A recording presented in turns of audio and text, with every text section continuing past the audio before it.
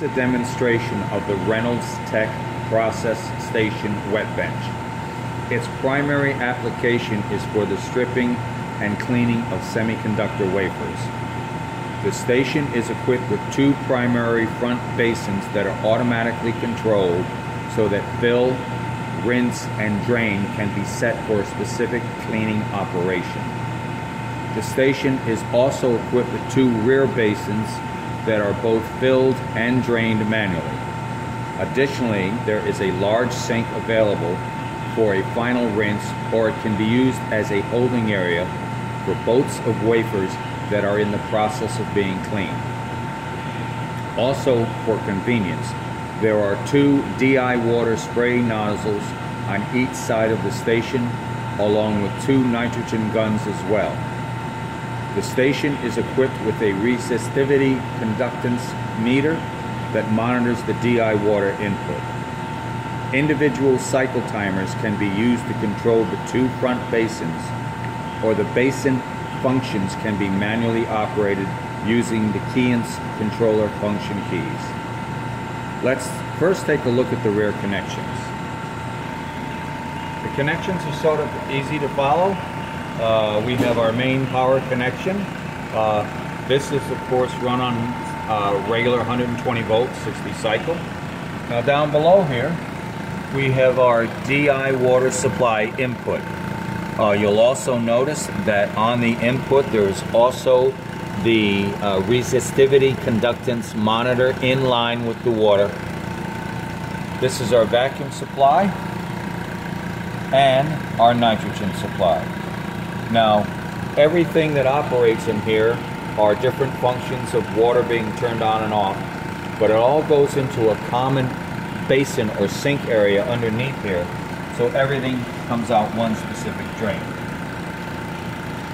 Now let's head back up front and take a look at some of the controls. The two front process basins will automatically fill.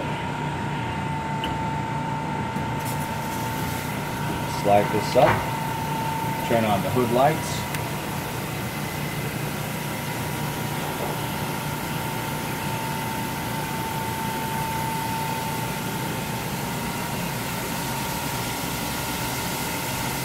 After an initial startup, these will automatically stop and be ready for use. Note, for purposes of our demonstration, we are simply using DI water in all the different basins to show that they function.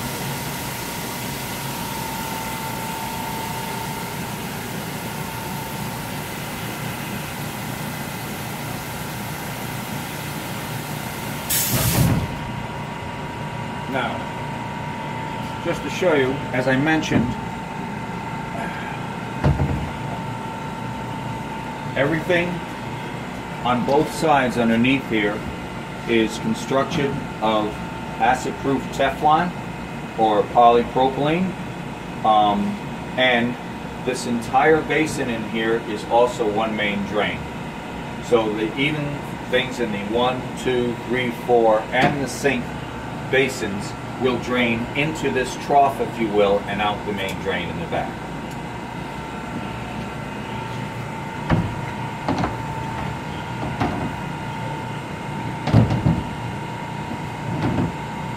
Okay, let's take a look at some quick things. First, I find this convenient. There's a nice set of lights here in the storage area, so you can put your chemicals down here. Turn that off for now. Now, let's start with this side here. There are timers here that you can independently set that will alert you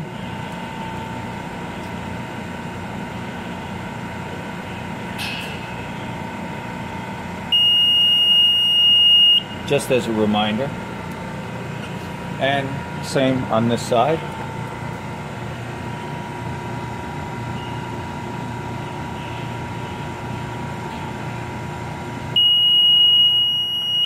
As well. Now, let's start with the operation of this basin here. Or rather, pardon me, let's go to the rear one. The rear one is simply to be filled with water for purposes of our demonstration. Normally this would be some type of acid-based stripper that could be used. Then the bulk would be lifted up and put into the front rinse basin. But I'll just fill this up a little bit and show you the operation of the drain.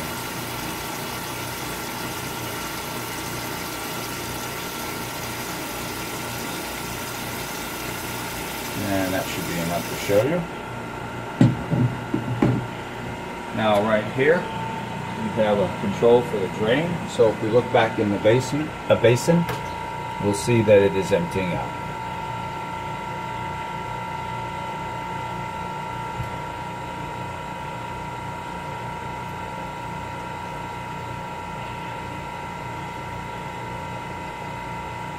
And it is empty.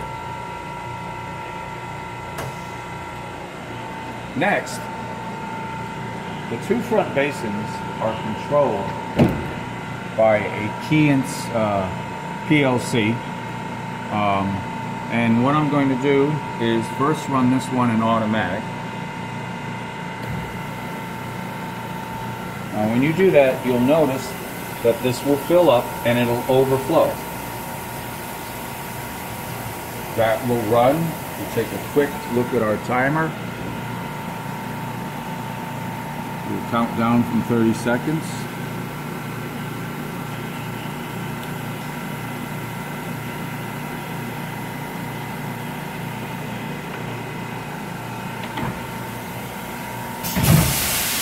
Then it will dump with a large drain the whole basin and rinse. It'll then once again refill.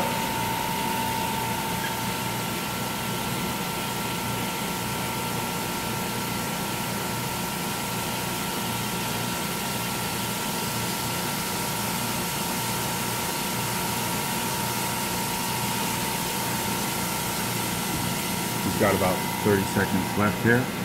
And we're just going through one cycle. With the zero here, this will actually go through one cycle.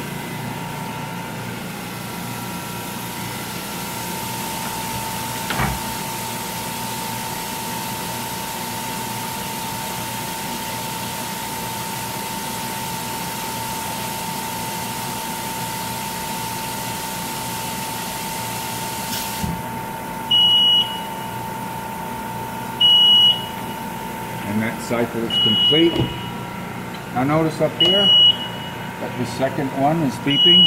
That'll allow you to manually turn it off.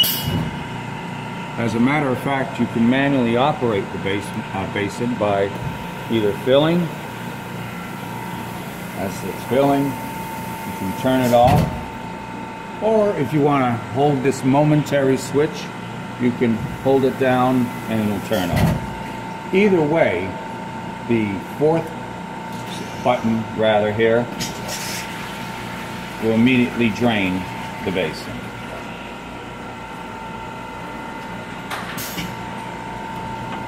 As I mentioned in the beginning, we also have a nitrogen gun on this side as well as a DI water nozzle. Now if we go to the other side, we can do the same thing here. And what we're going to do is we're going to start this cycle.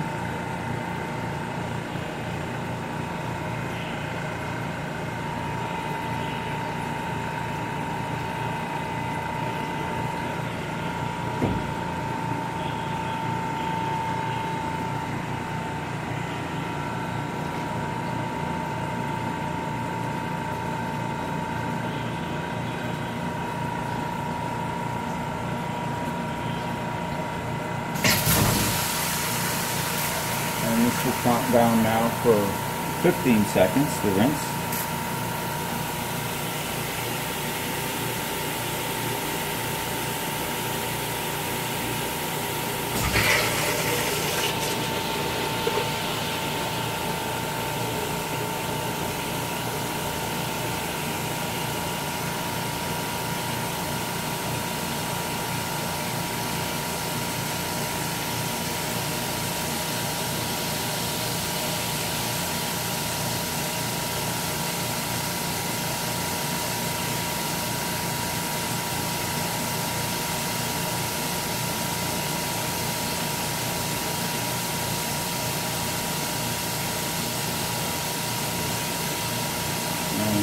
go.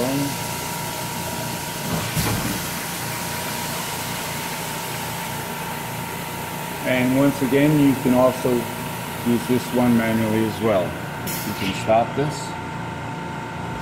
jog the fill in and out if you want, and of course you can dump it as well. Now there is one more basin in the back here, so what we will do is put some water in that one as well and show that the drain works.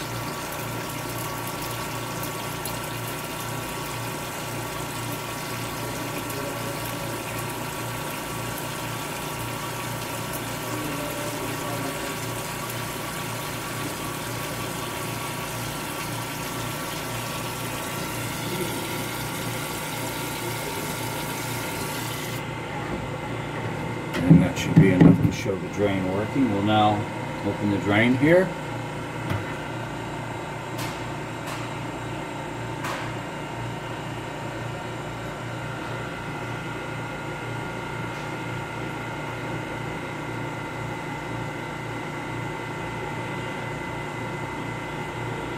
And that one empties out as well. Now, also, presently we do not have exhaust hooked up to the system. However, this is the exhaust monitor. If, let's say, you fell below your set points, an alarm would sound. And down below here, there is an alarm silence button that would turn that off. There. Also, for convenience, there are 2 ground fault outlets on each side as well. And last but not least, we have our EMO, our emergency off button up front that will turn our system off. And of course, this is our main power button that turns it on.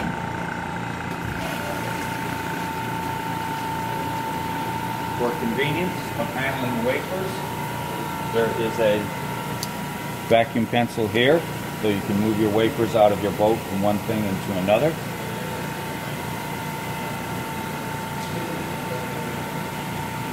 And it should also be mentioned that, again, the dump rinse controllers can be used manually.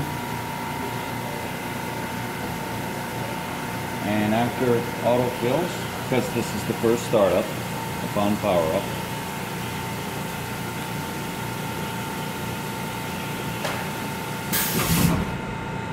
we can once again go back here and we could fill that some more if we wanted to, turn it off, and of course dump it.